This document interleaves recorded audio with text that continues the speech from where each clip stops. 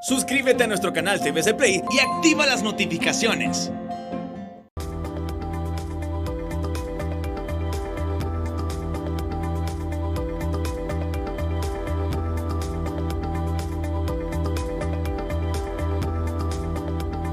Muy buenas, bienvenidos al banquillo, gracias por estar con nosotros. Les saludamos desde los estudios de TSI. Hoy vamos a hablar de la situación económica de Honduras, el panorama que nos depara en este segundo semestre del año, que habrá mucha actividad económica, mucho movimiento financiero. De hecho, en el mes de junio ya hay muchas empresas que están pagando el 14º mes de salario. Y hoy nos acompaña el doctor Ricardo Matamoros. Es el director del Centro de Investigación Económica y Social de la Facultad de Ciencias Económicas. Bienvenido, ¿qué tal está? Buenas noches. Muchas gracias, un placer. Gracias por la invitación. Un saludo al pueblo hondureño.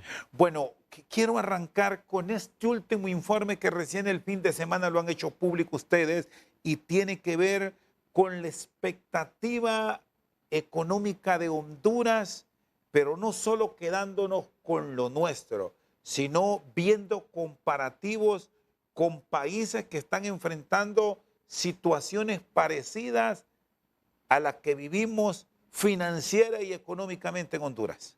Así es, hemos hecho un estudio en el cual identificamos alrededor de 5 países que en la región latinoamericana tienen características similares, no solamente sociales, políticas, económicas, sino también estructuras, ¿no? Y potencialidades.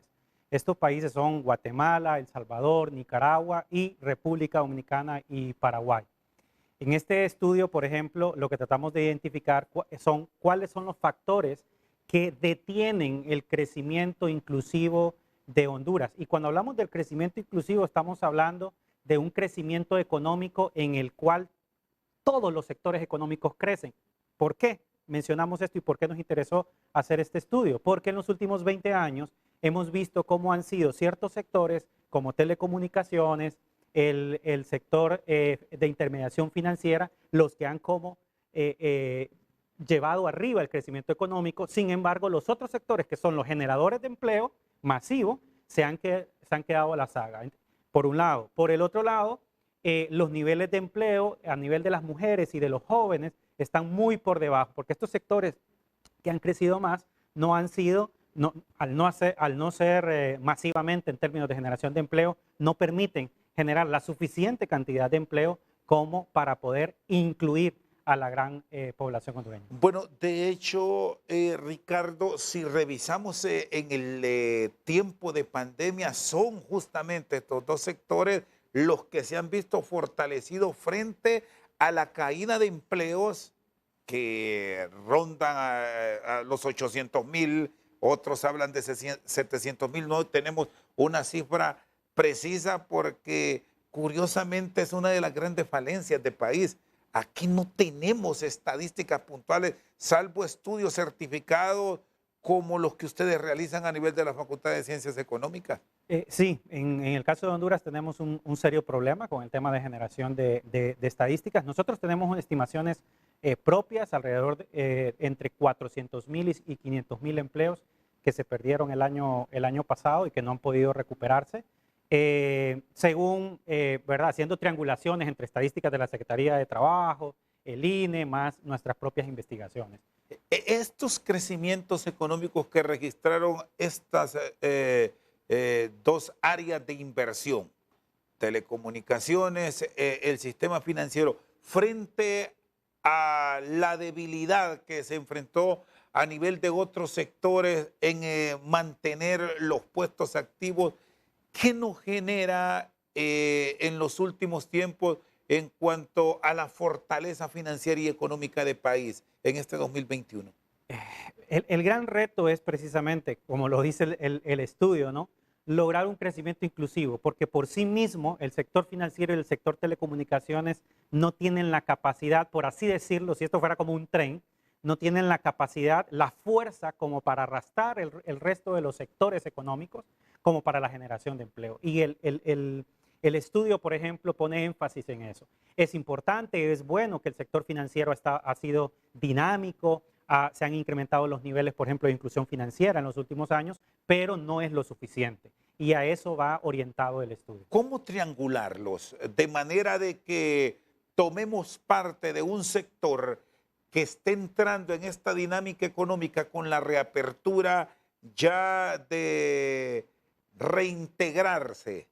Podemos citar el caso de la industria de la construcción, el sector turismo que ya como que tiende a tener un arranque en ciertas de las áreas que ellos manejan. Sí, definitivamente algo que arrojan los datos es que no es suficiente solamente compensar en estímulos, por ejemplo, temporales o solamente como para, como yo le digo a mis estudiantes, ¿verdad? Es como alguien que ha tenido un grave accidente y se ha desangrado y venga yo y le ponga solo unas curitas, ¿verdad? El problema es tan grande que en realidad deberíamos de pensar en cambios de tipo más estructural. Nosotros identificamos que la economía hondureña debería de pensar por lo menos en 3 grandes cambios como para poder pensar en un cambio no solamente para la recuperación, sino sostenido. Uno tiene que ver con los costos administrativos. Y cuando hablamos de los costos administrativos, algunos medios lo han entendido mal en el estudio, ¿verdad? Y aprovecho para hacer esa aclaración. No estamos hablando de la cantidad de impuestos, no estamos hablando de la carga tributaria, sino que estamos hablando de lo complejo que es. La evidencia, y esto es del Foro Económico Mundial, Banco Mundial, del BID, es que en Honduras para las empresas es muy difícil mantener sus cosas en orden. Permisos, renovación de licencias, pago de impuestos, alzar a las municipalidades, etcétera. Es sumamente complejo y hay que hacer como muchos trámites para poder hacerlo. Y eso obstaculiza precisamente el clima de negocio. Y la simplificación administrativa que tanto nos han hablado, ¿por qué es prácticamente un tabú? ¿Qué nos falta para dar ese gran paso y tener eficiencias que países aquí vecinos la tienen en áreas puntuales que las podemos citar y las vamos a ir desarrollando, Ricardo, a medida que vayamos entrando en este diálogo? Sí, definitivamente. Fíjense que en ese sentido lo que más nos ha llamado la atención y que arroja el estudio para responder a su pregunta serían 2 cosas. Uno, la falta de voluntad política, de toda la clase política, porque este tema no es nuevo, ¿verdad? No es un tema de 5, de 10, de 15 años, es un tema de hace mucho. Entonces, la falta de voluntad política como para poder hacer verdaderas reformas. Y otro señalamiento que nosotros hemos hecho como Instituto de Investigaciones es lo equivocado a veces de lo que llamamos la lucha contra la corrupción en términos de transparencia y rendición de cuentas. Hay un enfoque, hay un mal enfoque en ese sentido. Creemos que poner más controles, más pasos, es mejorar la transparencia y la rendición de cuentas. Y entonces a lo que nos encontramos es que hacemos más complejos los procesos. Entonces una empresa tiene que esperar más para que le aprueben una licencia, para que le renueven, etcétera, y así un sinnúmero de cosas en términos de la operación del gobierno.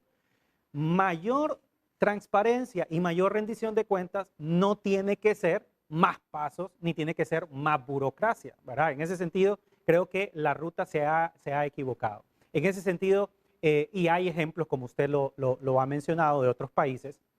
Encontramos, por ejemplo, como República Dominicana y Paraguay en este estudio han hecho cambios muy importantes en términos de la simplificación administrativa. ¿Cuántos pasos debería tener un proceso de consolidación de una empresa? Porque aquí este es un tema que siempre lo traen a discusión en tiempos que plantean reformas al sistema tributario.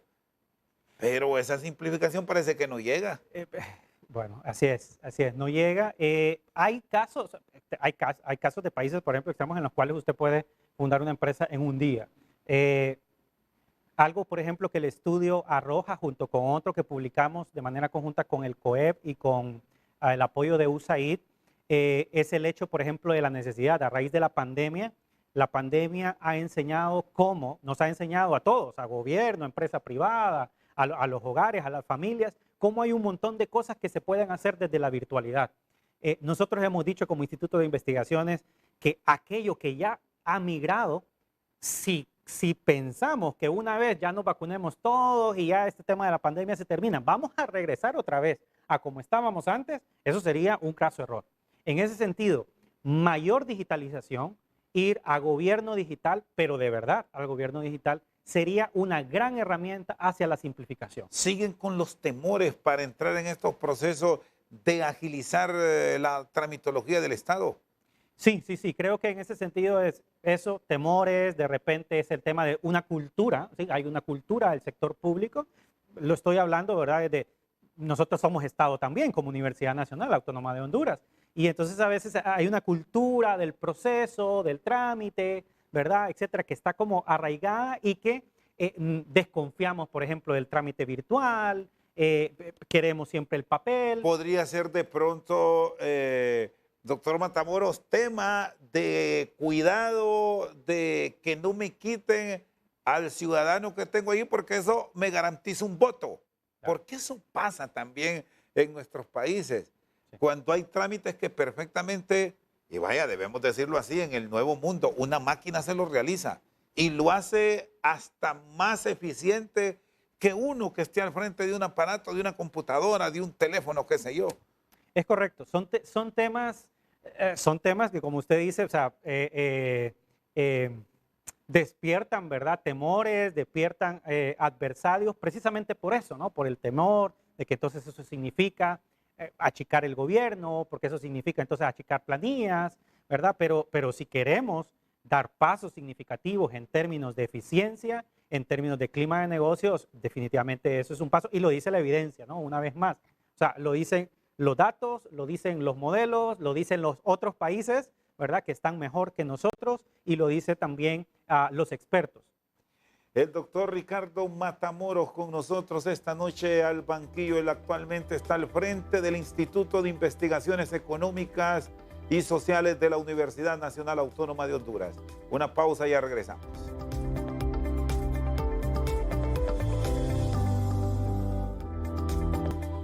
Seguimos al banquillo con el doctor Ricardo Matamoros del Instituto de Investigaciones Económicas y Sociales de la Facultad de Ciencias Económicas. ¿Cuál es la gran propuesta que se debe planificar sobre ella y al mismo tiempo involucrar a expertos, pero expertos de verdad, no aquellos que pasen muchos políticos que porque es amigo mío le confío el Banco Central, le confío las finanzas y ahí terminamos enredándonos? Sí. Según los resultados, por ejemplo, de estas investigaciones, y nosotros hemos querido, por eso quisimos consultar a más de 100 expertos en diferentes temáticas sobre este tema, hay algunas propuestas que son claves en realidad y que tampoco son nuevas, pero que lo que se necesita es centrarle de lleno al tema. En primer lugar, es la coordinación entre el sector público y el sector privado. O sea, debemos dejar ya esa idea que un gobierno por sí mismo puede llevar y pensar en todas las soluciones. Es decir, aquí tener un binomio integrado. Exacto. En ese sentido, por ejemplo, la Universidad Nacional desde el inicio de la pandemia ha hecho énfasis en la necesidad de pensar en soluciones concertadas. Pensar en soluciones solamente desde el sector privado, solamente desde el sector gobierno, solamente desde la universidad, no resulta porque son visiones que solamente tienen un foco, ¿no? En ese sentido deberían de construirse soluciones integrales. Un ejemplo, en este estudio, por ejemplo, nosotros analizamos el tema de las reformas educativas. Es urgente una reforma de las políticas, una reforma integral, una política pública integral de educativa. Desde que yo tengo uso de conciencia, vengo escuchando de reformas, de propuestas, ¿verdad? De reformas a la currícula de educación primaria, media, universitaria. Sin embargo, siempre hay un momento en el que se detiene, ¿verdad? Ya sea que la impulse un sector, otro sector la estanca y nunca llegamos, por ejemplo, a ese tipo de cambios. Y así sucesivamente, ¿no? El tema de simplificación administrativa, también el tema de rendición de cuentas y transparencias. Necesitamos llevar a esas grandes concertaciones para poder pensar en soluciones de corto, mediano y largo plazo. Bueno, un gran paso sería el tema médico, que ahora es primera línea. Reforma integral que nos permita una atención primaria en salud, como lo soñó el doctor Enrique Aguilar. Sí, definitivamente. Pensar en esas soluciones, como nosotros siempre decimos, A grandes problemas se necesitan grandes soluciones. No debemos de pensar en soluciones, en parches, ¿no? O en soluciones pequeñas, sino en soluciones que en realidad engloben el problema en sí. ¿Y qué visualizan está pasando, doctor Matamoros, a nivel de los políticos? Porque hasta hoy estamos a 5 meses de el proceso electoral, no tenemos una visión clara de país. Sí. Que nos digan, por ejemplo, esta es mi propuesta, esta es mi respuesta a la queja que tienen los hondureños en el tema energético. Que ahí están puestos, por cierto, los ojos del Fondo Monetario Internacional, que es fundamental para los desembolsos a futuro de país. Ya planteé el tema de los hospitales, que habrá que resolverlo. Usted me habla del tema educativo, el área de inversión que es tan fundamental para el país, el tema agrícola, que lo tenemos que conjugar con lo que pasa a nivel de la producción y el daño que nos dejó esta iota. De acuerdo. Miren, en ese sentido, los resultados lo que nos dicen es falta de voluntad política por parte de nuestra clase política. ¿En qué sentido? Pareciera que los candidatos, por ejemplo, hasta que lleguen, ¿verdad? Y quien gane va a decir, aquí está mi propuesta. Eso es un costo, por ejemplo, que no nos deberíamos de permitir como país. En este momento deberíamos de sentarnos sobre la mesa, ¿no? Todos los actores, pensar en una solución e independientemente de quién llegue, el mandato debería de ser, cúmplase este proyecto, estas iniciativas, ¿sí? Que son de país. En ese sentido, esa voluntad para la construcción de políticas, por ejemplo, de largo plazo y de mediano plazo, insistimos con el ejemplo de lo que ha ocurrido con República Dominicana y con Paraguay, con estos países que son comparadores, ¿no? Así le llamamos en el estudio. Y parte, por ejemplo, de la clave ha estado que estos países, aunque sus líderes políticos han cambiado, pero han dado continuidad a las políticas, ¿sí? A las políticas públicas, ¿sí? Y eso entonces ha permitido pensar en resultados y acciones de mediano y largo plazo. Según nuestras estimaciones, como las hemos publicado, Honduras necesita crecer alrededor de 4% durante los próximos 4 años para llegar y recuperar los niveles que teníamos en términos de producción en el año 2019, que tampoco es que estábamos bien. ¿Qué significa esto? Lejos de ser pesimistas, lo que estamos hablando es que el reto es grandísimo que tenemos enfrente, ¿no? ¿Cómo vamos a recuperar esos 500,000 empleos que ya teníamos y que se han perdido? El reto es grandísimo y el reto no es de un partido político, el reto no es de un candidato, el reto no es de un Congreso Nacional, no es del sector privado, etcétera. En ese sentido hay mucho que discutir, mucho que pensar. En ese sentido, Chendo, aprovecho para adelantar este estudio junto con el otro que nosotros hemos publicado hace 3 semanas, que es el diagnóstico del sistema de mercado. Ese es un diagnóstico en el cual encuestamos a más de 800 empresas y a otros 100 expertos también, en las cuales analizamos cuáles eran las condiciones que están afectando a las empresas para poder desarrollarse y poder crecer, generar empleo. Estos 2 estudios nos dieron la evidencia para poder elaborar junto con el Consejo Hondureño de la Empresa Privada y junto con USAID una propuesta de políticas públicas de mediano y largo plazo que se va a estar entregando el próximo 29 de junio a todos los candidatos presidenciales en el Encuentro Nacional Empresarial. Que este es un punto, perdón Ricardo, que quiero también que profundice, porque muchas veces estas investigaciones que van a profundidad, que nos muestran una realidad comparativa con países igual a nosotros, se las entregan a los políticos, unos se interesan y otros las ven como un simple documento y lo guardan. Ya han adelantado parte de este estudio que lo publicaron recién algunos políticos, o de parte de ellos ha existido interés en acercarse a la investigación de la Facultad de Ciencias Económicas y conocer más, estar enterados, saber cuál es el país que podrían llegar a administrar a partir de enero. Sí. En ese sentido, yo creo que todavía estamos retomando un tema que mencionó hace rato, el tema de los pocos datos, la poca cultura del dato que tenemos en nuestro país. Se toman decisiones sin evidencia, sin respaldo. Eso ha sido una cultura, y no solamente a nivel de la clase política, a nivel del sector empresarial también. En ese sentido, pues el reto y el rol que le toca jugar a la Universidad Nacional por su rol constitucional, ¿no? Es de aportar a partir de esa evidencia. Por eso ahora estamos haciendo este tipo de estudios y haciendo este tipo de alianza, ya no solamente nosotros allá y que se quede en las aulas de la universidad o en el auditorio, sino que relacionarnos con la cooperación internacional, con el sector empresarial, en ese intento, ¿no? En ese intento de decir, miren, aquí están estos datos, está esta información, que debería de ser útil para arrojar luces. En ese sentido, como universidad, ese es nuestro rol, ¿verdad? Como universidad aquí está el dato, mire, y es un dato sólido que nosotros, por ejemplo, en términos de metodología, etcétera, ¿no? Para decir, aquí está esta evidencia, se mire, se analice para la toma de decisiones. En ese sentido, ahí estamos en ese reto, ¿no? Que creo que gracias por este espacio, por este tipo de espacios, porque de lo que se trata es esto. Se trata de que la sociedad en general, se trata de que los candidatos políticos, los candidatos a diputados puedan descargar estos informes, los puedan ver y puedan tomar decisiones a raíz de toda esta evidencia. Bueno, los gobiernos locales son clave, son fundamentales porque al final son pequeños nichos en donde se pueden desarrollar muchas de estas iniciativas que se van perdiendo. De acuerdo. En ese sentido estamos trabajando también. Hicimos un piloto el año pasado junto con la Cámara de Comercio e Industria del Sur y con apoyo de la cooperación canadiense, en la cual elaboramos un índice de competitividad regional. Más de 100 indicadores a nivel de cada uno de los municipios para poder medir cómo están en términos de infraestructura, de servicios básicos, en términos de procesos y agilidad, por ejemplo, dentro de las municipalidades. ¿Con qué propósito? De llegar también a las municipalidades y poder decirles, miren, aquí está esta evidencia y sobre esto podemos marchar.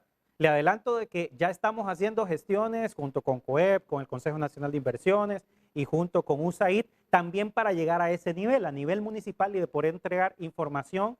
En este caso, estamos planificando a nivel de la región atlántica, Valle de Zulia, la región central, información para los índices de competitividad regional.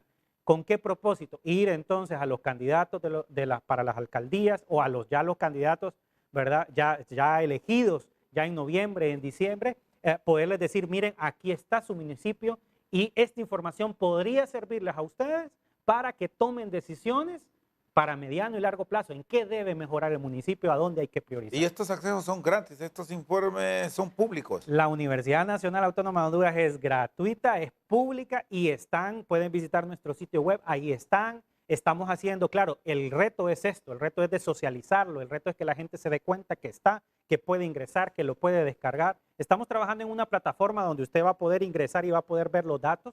Esperamos en unos 3, 4 meses tenerla lista y poderla ver. En ese sentido, eso es parte del rol de la Universidad Nacional. De momento, solo la empresa privada sí está clara y se ha interesado y ha compartido y recibido la información total. Sí, sí, la empresa privada y no solamente el Consejo Hondureño de la Empresa Privada, también Fedecámaras, las 20 cámaras de comercio, las más grandes de Honduras, de hecho son parte de todo el proceso desde la recolección de la información.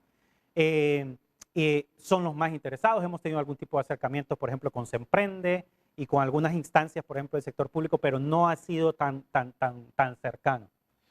Ricardo Matamoros, economista nacional, esta noche al banquillo. Una pausa, ya regresamos.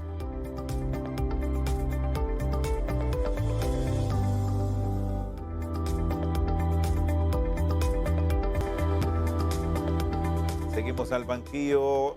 Ricardo Matamoros, economista nacional, nos acompaña en este estudio, bueno, que son varios, pero nos quedamos con el último, donde hay alarmas, donde encontraron luces rojas, que hay que ver eso, porque la situación, si no la atendemos ahora, se nos puede complicar, sobre todo si ya revisamos qué pasa en los años políticos.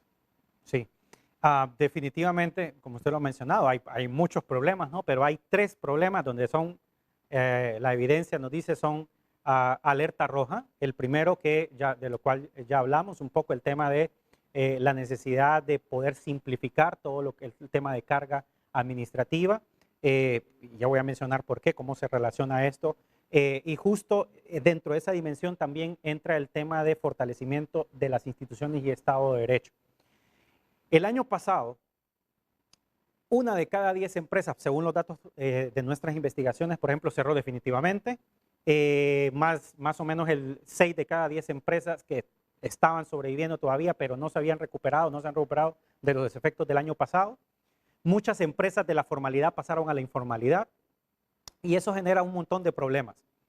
¿Qué significa esto? No hay condiciones, por ejemplo, para que se creen nuevas empresas o para que las empresas que están en la informalidad pasen a la formalidad. ¿Por qué? Por todo esto que hemos mencionado. Convertirse en una empresa formal es demasiado complicado por el tema de permisos, licencias, trámites municipales, etcétera. Todo lo que hay que hacer, ¿no? Y esa complejidad. Y eso tiene repercusiones en términos, por ejemplo, de la informalidad, en términos del empleo. Un incentivo ideal en ese escenario, ¿cuál sería? Definitivamente reducir todo el tema, por ejemplo, de tiempos para obtención de licencias, permisos y renovación, tanto a nivel municipal como a nivel de gobierno general. Y ahí hablamos de diferentes porque dependerá de la empresa, ¿no? Que si son permisos ambientales, que si son permisos, por ejemplo, de operación a nivel de las diferentes municipalidades, etcétera. Eso por un lado. Por el otro lado, una simplificación, aunque eso costará un poco más, una simplificación en términos de la tributación. O sea, es definir, reducir las tantas, por ejemplo, tipos de tasas o impuestos que tienen que pagar las empresas. En el caso de Honduras, según esto, son índices, por ejemplo, del Banco Mundial, Honduras, una empresa promedio tiene que pagar entre 14 entre impuestos y contribuciones obligatorias, en comparación a solamente 5, por ejemplo, que tiene que pagar el país vecino El Salvador. Pero eso complica al Estado por el tema de tributos, que los está buscando por donde sea a extremos que se ha hablado incluso hasta que en un próximo gobierno hay una eventual revisión del impuesto sobre ventas, claro, que eso es grave. Claro. Miren, en ese sentido nosotros como en el estudio todavía no llegamos al punto de una reducción, por ejemplo, de carga tributaria, sino simplificación. Si usted lo va, en vez de pagarlo con 2, 3, 4 tributos, páguelo con un solo, ¿verdad? A eso es lo que refiere, por ejemplo, el estudio, lo complicado, por ejemplo, que es, y eso es un desincentivo completo para la inversión nueva, tanto privada nacional como privada extranjera, definitivamente. El tema, de hecho, y dentro del estudio nosotros lo citamos, por ejemplo, el tema de las sedes. Las sedes, por ejemplo, nosotros lo miramos como una prueba del problema que es la carga administrativa. ¿Cuál es el más grande incentivo que se ofrece? El tema de simplificación de trámites, tanto para la constitución de empresas como para la parte de cargo tributario. Simplificación, eso es claro. El segundo factor, por ejemplo, tiene que ver con el tema del recurso humano. Definitivamente, los niveles, por ejemplo, de escolaridad en el país están bajísimos, son los más bajos de todos los países comparadores con los cuales nos comparamos. Estamos muy mal y hay, por ejemplo, estadísticas de la Universidad Pedagógica que dicen que vamos a bajar entre 1 o 2 años en términos de escolaridad. Luego está el tema, por ejemplo, de la calidad de esa educación y hay otro factor en términos de la educación que tiene que ver con la pertinencia y ahí es una responsabilidad de nosotros, de las universidades.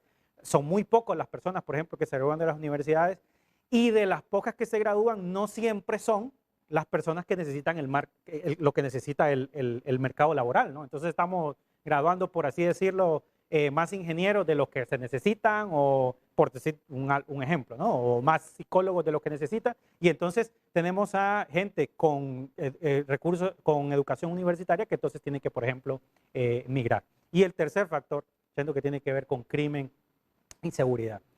En el estudio nosotros reconocemos que ha habido un gran avance en términos, por ejemplo, de los indicadores de inseguridad, si uno los analiza, por ejemplo, de los últimos 10, 12 años. Definitivamente ha habido un mejoramiento. Pero una vez más, cuando nos comparamos con estos países, seguimos estando mal, ¿sí? O sea, y cuando nos comparamos en el ranking mundial, estamos dentro de los países con los peores indicadores de seguridad. ¿Qué significa esto? Que esto sigue siendo todavía un problema enorme en términos, por ejemplo, en este caso, para este estudio de las empresas. Un costo enorme. Fíjense que según estadísticas, por ejemplo, de los organismos internacionales, alrededor del 11% de las ventas de las empresas son costos por inseguridad. ¿Qué significa? O sea, los costos que las empresas a los cuales tienen que incurrir en términos de pago de seguridad privada, pago, por ejemplo, de la tasa de seguridad o de pago, por ejemplo, o de los costos que tienen que ver con los robos de los cuales son víctimas las empresas, llegan entre un 10 a un 11% para la empresa hondureña promedio. Y eso la ubica dentro del nivel más alto del resto de los países con los cuales nos comparamos. Insistimos, ¿qué significa eso? Que hay mucho todavía por hacer en términos de inseguridad. Estos son las tres grandes alarmas que el estudio refleja en términos que hay que atender para poder impulsar el crecimiento económico. Bueno, en el comparativo país encontramos que República Dominicana y Paraguay han avanzado. Es un espejo. Pero si nos quedamos con los vecinos, porque también se hizo la evaluación frente a las economías de El Salvador, Guatemala y Nicaragua. Que tiene un presidente dinámico, Guatemala es la economía más fuerte de la región y Nicaragua es la más débil de Nicaragua, ¿así lo reflejan o qué pasa? En realidad en el estudio nosotros como analizamos un sinnúmero de indicadores, hay indicadores y por cada indicador, ¿no?, se va analizando. Hay unas posiciones en las cuales ellos están mejor, en otras estamos nosotros peor, etc. Entonces ellos están, por ejemplo, mejor en temas de inseguridad. Bueno, de estos tres países, tomando como base nuestra nación, ¿cuál pinta mejor? Y que puede salir a niveles que le permitan crecimiento económico y de pronto no establecer promedios. Usted me decía un 4% para Honduras. Venimos de una crisis de pandemia, pero ¿cuál se asemeja más a realidades de un futuro halagüeño? No llegamos, por ejemplo, a ese nivel con el estudio, pero a priori, ¿verdad?, analizando los datos, uno podría decir que de repente, por ejemplo, El Salvador está en mejores condiciones, aunque, ¿verdad?, las alarmas están viendo todo lo que está ocurriendo en el tema de concentración de poder y las repercusiones que eso podría tener en el clima de negocios El Salvador. Así que yo tendría mis reservas en ese sentido. Pero si ese no fuera un problema, por ejemplo, pareciera que ellos están en mejores condiciones, por ejemplo, de impulsar el crecimiento. Sin embargo, ahí, en ese sentido, nosotros tenemos una propuesta. Fíjese, hace 2 semanas se cumplieron 35 años de los acuerdos de Esquipulas. Eso fue un hito en la historia de Centroamérica y del mundo. De hecho, salió un premio Nobel, ¿no?, de esa acción. Fue un momento histórico para Centroamérica. ¿En qué sentido? Las élites políticas, los líderes políticos de Centroamérica se juntaron y comenzaron a reunirse y dejaron diferencias ideológicas y dejaron diferencias, por ejemplo, nacionalistas, ¿no? Nacionalistas desde el punto de vista de esas diferencias de entre países, ¿verdad? Y peleas entre los países, y le pusieron fin a los conflictos armados que habían en Centroamérica, sin la intervención de Estados Unidos, organismos internacionales, etc. Y reanudaron la integración económica centroamericana. De los años 90 pasamos de un 10% del crecimiento del comercio, por ejemplo, interregional, al 2009, por ejemplo, en un 33%. En este momento estamos en un 31%. O sea, la integración económica centroamericana, la parte económica centroamericana, ha sido un éxito. Y en ese sentido, los países, por ejemplo, como El Salvador y Guatemala, perdón, en ese sentido ellos están funcionando mejor, están aprovechando mejor la integración, por ejemplo, entre ellos. Esa, por ejemplo, es una alternativa. Hay estudios de la Unión Europea y de la CEPAL que dicen que el crecimiento interregional podría llegar hasta 60%. Eso significa que hay un amplio margen, por ejemplo, de crecimiento en términos del dinamismo económico centroamericano que beneficiaría a todas las economías. La pandemia como tal en ciertas áreas nos ha alejado de ese fortalecimiento del mercado común centroamericano. Sí, en ese sentido, por ejemplo, nuestras élites políticas, por ejemplo, la integración económica, insisto, no ha sido prioridad.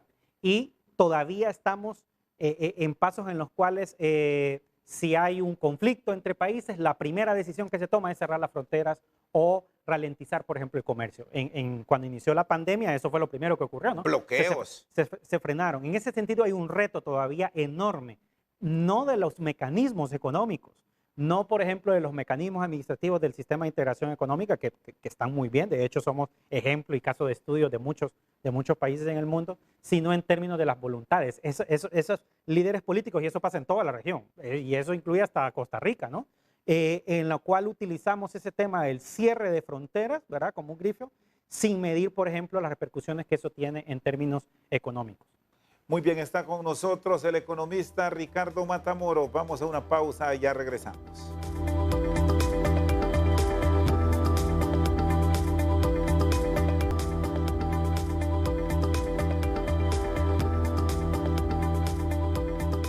Seguimos al banquillo con el economista Ricardo Matamoros. ¿Qué áreas habrá que fortalecer para atraer capital foráneo e incentivar también aquí al hondureño que en medio de la crisis siga poniendo plata? Sí. Fíjese que en ese sentido el estudio, por ejemplo, es bastante claro y arroja evidencia de cómo las mismas condiciones atraerían tanto inversión nacional como inversión extranjera.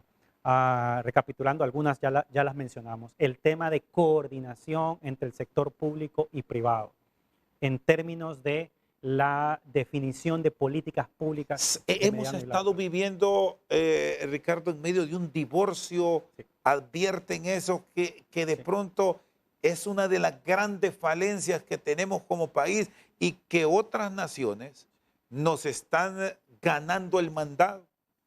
Completamente de acuerdo, de hecho así es, porque la definición de políticas públicas per se, ¿no? A nivel del gobierno, no solucionan el problema.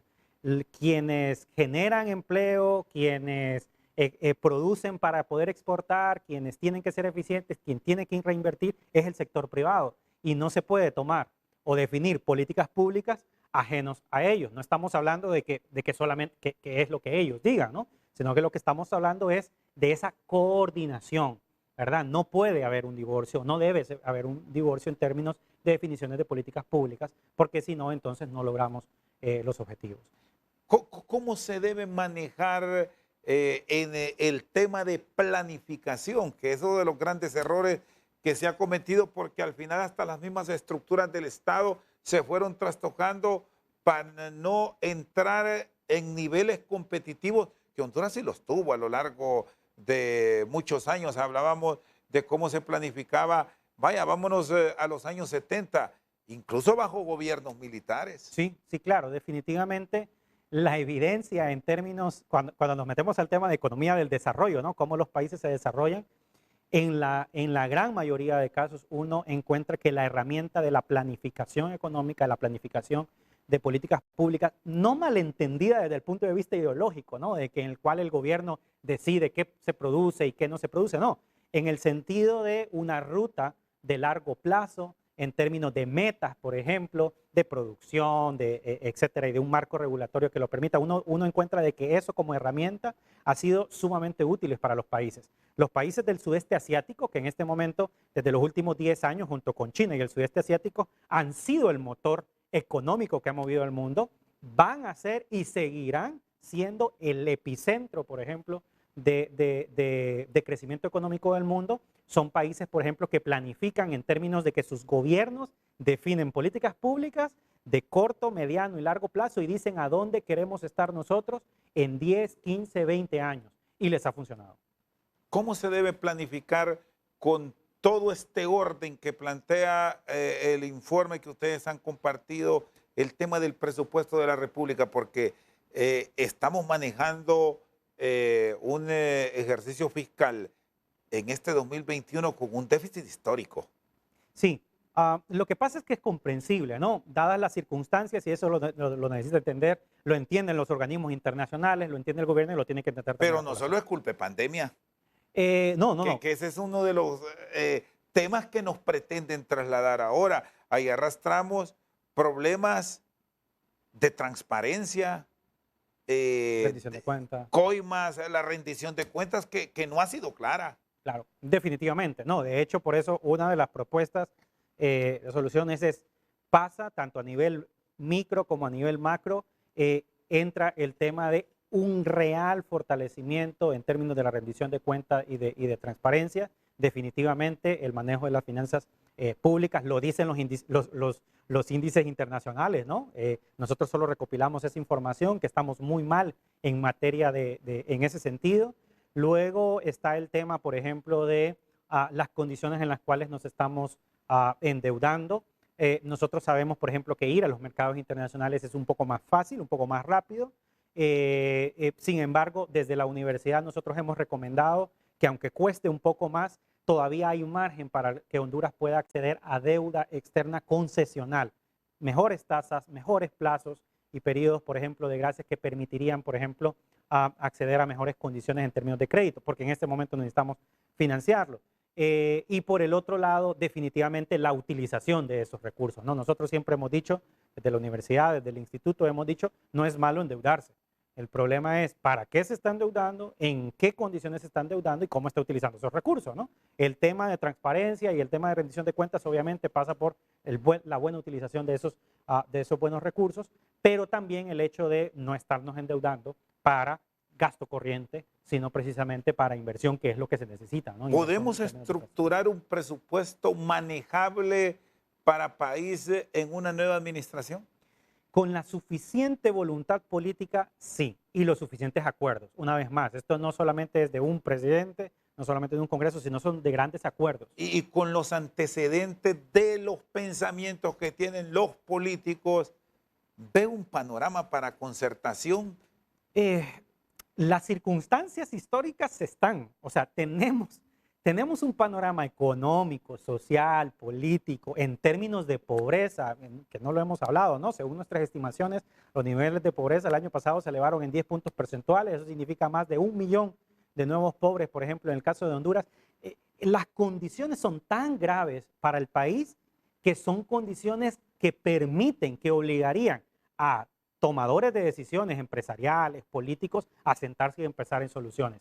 Personalmente, como nosotros somos una entidad académica, ¿verdad? Yo no he hablado personalmente con los candidatos, etcétera, pero pareciera que no existe esa voluntad de sentarse, ¿verdad? Y de poder decir, independientemente de quién gana, qué es lo que vamos a hacer. Y si yo pierdo, por ejemplo, yo voy a apoyar estas iniciativas, etcétera. Eso es lo que, desde el punto de vista de la academia, nosotros decimos, eso sería lo ideal, ¿no?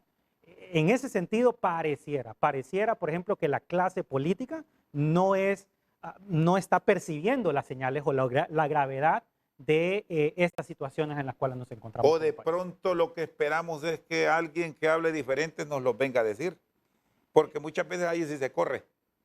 Sí, bueno, es posible, es posible. En ese sentido, por ejemplo, como sociedad hondureña también hemos fallado, porque pensamos que debería de ser una persona, ¿verdad? O el presidente, o fulanito, o sutanito, al estilo de un mesías. Ese es un gran problema a nivel de toda Latinoamérica, ¿no? Que tenemos ya desde el tema social, ahí no me voy a meter porque no soy sociólogo, ¿verdad? Pero es un gran problema, ¿no? Pensar de que una sola persona es quien va a solucionar o quien va a darnos como la receta mágica o la varita mágica para la toma de decisiones. No, aquí ocupamos las mejores mentes, lo que estábamos hablando, ¿verdad? Entre comerciales, que se necesitan las mejores mentes, las personas más honestas, las personas más capaces en los diferentes lugares y que cada quien haga, por ejemplo, lo que debe hacer. Porque si no se estructura, si no se planifica, vamos a aparecer con pensamientos como el cercano vecino, hablando de criptomonedas, de términos que para estas economías difícilmente funcionarían, pero son alternativas que de pronto las plantean y alguien diría lo hacen para enredar, sí, para confundir más el término financiero que viven los países de la región. Claro, esos son los riesgos que se corren, por ejemplo, con ese tipo de propuestas, ¿no? Es tratar de encontrar una propuesta que a la gente le parezca atractiva, por lo menos al electorado, y como lo que se quiere es que me apoyen, pero en realidad que no son propuestas, por ejemplo, realistas o que son propuestas, como decía, de hecho un estudiante el sábado me decía, por ejemplo, esas propuestas mágicas, y me gustó la frase como dijo, porque claro, o sea, alguien dice, sí, mire, yo en 4 años voy a poder hacer esto, y a la gente le parece que sí, ¿verdad? Y la gente vota, etcétera, cuando en realidad la evidencia nos dice de la historia que ese tipo de soluciones no existen. ¿Le sorprendió esa propuesta que, por cierto, la habíamos oído y quien la ha manejado a nivel de la región con insistencia hace unos años fue Nicolás Maduro, con el tema de involucrar el petróleo y en las últimas horas el presidente Bukele? Sí, definitivamente nos sorprendió, me sorprendió a mí personalmente como economista, ¿no? Uno puede leer entre líneas desde el punto de vista económico, ¿no? Desde el punto de vista económico, entre líneas, ¿cuál es el problema de una economía como la salvadoreña que está dolarizada?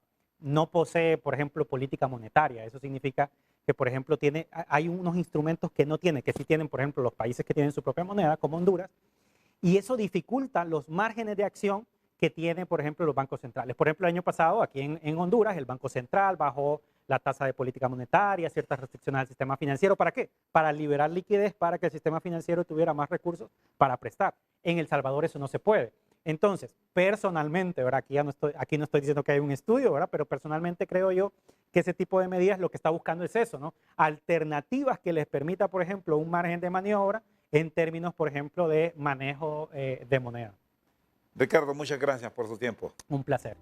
Con nosotros al banquillo el economista Ricardo Matamoros, director del Instituto de Investigaciones Económicas y Sociales de la Facultad de Ciencias Económicas del Alma Mater hondureña.